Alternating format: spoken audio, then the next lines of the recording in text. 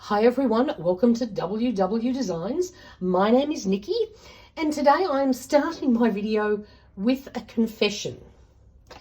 Now, I'm sure I'm not the only one that has a habit of buying art supplies, lots of art supplies, and not necessarily using them. They tend to sit and gather dust.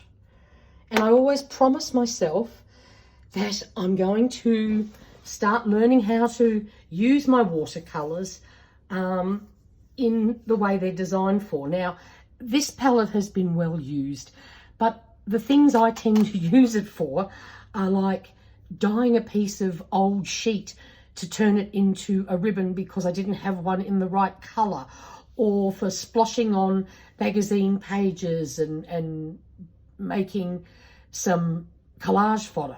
But for years I've been buying watercolors and I've never actually sat down and tried to do watercolors in some form like I should do.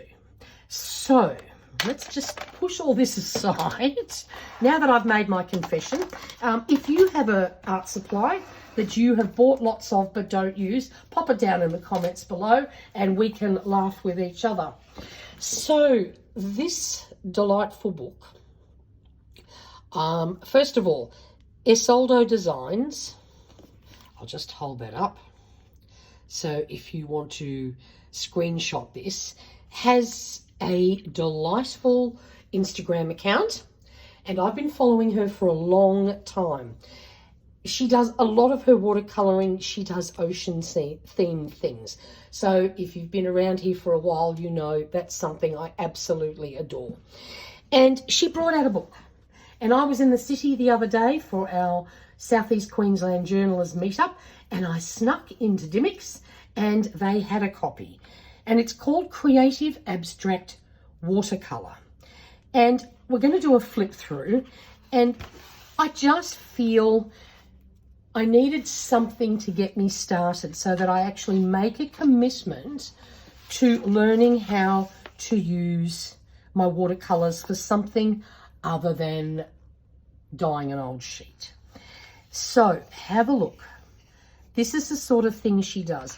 What I love about her work, I love the colors she uses, but also this sort of watercoloring is taking the pressure off me trying to draw a perfect flower or a perfect cup or a pretty building that looks really realistic, because I think that's what I find so daunting.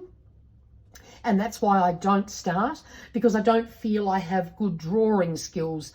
And you need a basic drawing sometimes, you know, to then watercolor in the right places. So guess what I do? I just procrastinate and I don't start. But to do things like, I mean, there's plenty of watercolor artists that do these sort of things. You know, they look like painted pebbles and then you decorate them. I feel that's something that I could definitely try and do.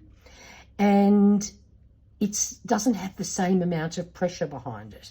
So you go through this book.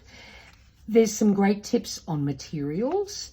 For example, paint, paper, different types of brushes, masking supplies, inks and pens, because a lot of her things, you know, you draw over the top of it. I actually have, other than masking fluid, I have all these supplies, but I don't use them. So look at this delightful color palette. Like, absolutely want to start trying to do things like this. I honestly think I can manage that. And Payne's Grey, her favorite color. Color mixing, hints and tips. And then we go into techniques. This is the piece from the cover. And what I love is she breaks down each bit and how she created it. See, then there's all the different things like wet on wet, paint on water, water on paint, paint on paint, water blooms, spots and circles. See, I think I can do spots and circles. Don't have to you know, try and draw the Eiffel Tower and paint it in. But I think I can manage some spots and circles. Then wet on dry, and how you can achieve all these delightful looks by using paint either wet and or dry. And then masking. See, I haven't got masking fluid. I think I might have to get some of that. But I've got plenty I can start with here while I get hold of some of that. Organic brush, organic shapes. See, again, I don't have to worry about getting pencils out and drawing perfect things.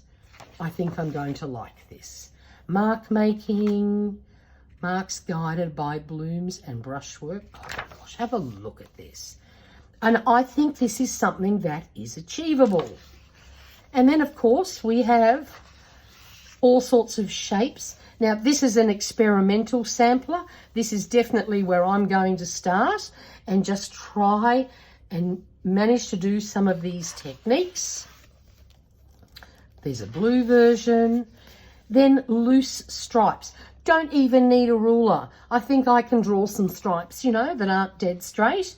And then you paint it in. And lots of beautiful, clear instructions to help you get a good result. And here we have a circle version. Have a look. None of them are perfect circles. This is my vibe. You see, can you see where I'm coming from here? I needed some inspiration that is not full of pressure. Now, we do have blocks here, but if you have a look, they're not drawn by a ruler. They're just hand done. They're not perfect. I think I can manage that. And then, of course, here are these pebbles. A lot of people paint these pebbles with watercolors. Definitely would love to try that. And this, oh, look. The mermaid in me is just in awe of this. Definitely want to, pardon me, attempt something along those lines one of these days. Just adore it. And then same principles. Drawing lines, but they don't have to be perfect. And then adding circles in. The joys of abstract. And look, beautiful instructions. Where to add white embellishments. Wet on dry. I think I can do this. And then we even move on to botanicals. So they don't look like true flowers in nature, but they look gorgeous. I think I can try that. With very clear instructions. Simple leaves, same principle. Have a look. Start off with the most basic shape and then build up on it. I think I can manage that too. Then striking bloom. Again, it's not realistic, but how cool does that look? I think I can manage this too. Organic trees. Again, don't look like real true trees, but they don't look impossible. My brain's not going, Nikki, you don't have the skill to paint a tree. And I know I'm not helpful to myself. I talk myself out of things sometimes before I even start. And that's why I thought this just vibed with me so much that I can actually play with my watercolors, end up with something that looks really cool, even though it's not realistic, but it might help grow my confidence. And I think that's what I need. I need to actually just start playing. Here's a botanical pattern. This one's cute. That has a very Australiana feel about it, actually. I like that because I'm seeing eucalyptus colours in there. And like waratahs. And then even landscapes. So it is buildings, but not buildings that need to look perfect. And I adore this one, of course. Look at that. A seascape. Now that's something I would love to be able to do and end up with something that looks as attractive as that. I think I'd be really happy. Love this one very, very much. And I mean, I have enough watercolors. I'm not trying to be the next Picasso. That's not my goal. But I would like to actually make something a little bit more impressive than painting on fabric. These houses, see, they're very cute. And I'm sure they're not that hard. Plenty of beautiful instructions to guide you along. And then a moonlit seascape. It doesn't look like the ocean, but it looks so cool. I'm loving it. Absolutely loving it. And then she always gives you, this is more almost a daytime version. So there you go.